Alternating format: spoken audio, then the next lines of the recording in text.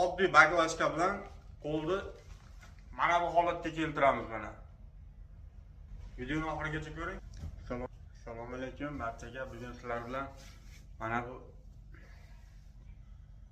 qo'l mushaklarini qanaqa qilib ajratishni bir oddiy usulini o'rgataman uy sharoitida. Mana ko'ryapsizlar, mana bu mushaklarni ajragan holatini. Mana bu chap qo'limdan.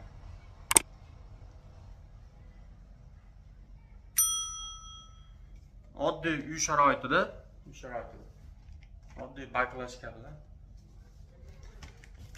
baklashkani salafanni o'rtashlaymiz.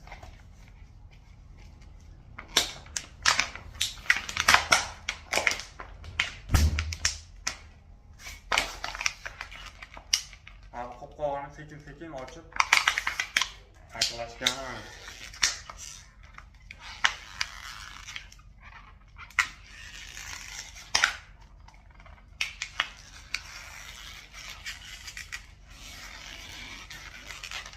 qopqoq sekin qatib borgan sari qopqoqni sekin ochib havosini chiqarib, ko'p chiqarib yuborilmaydi.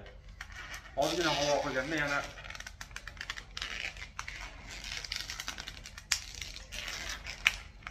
ozgina chiqarib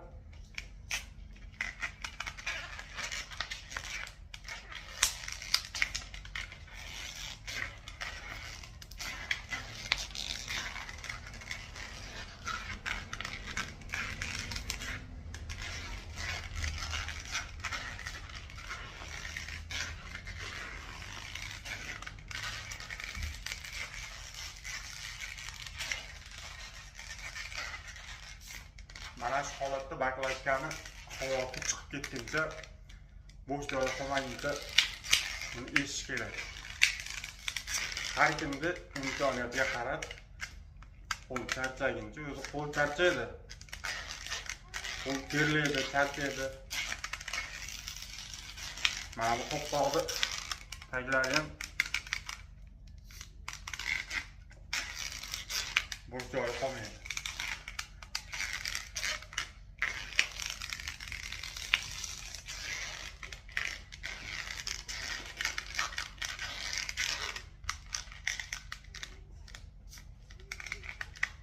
Chiqarib asta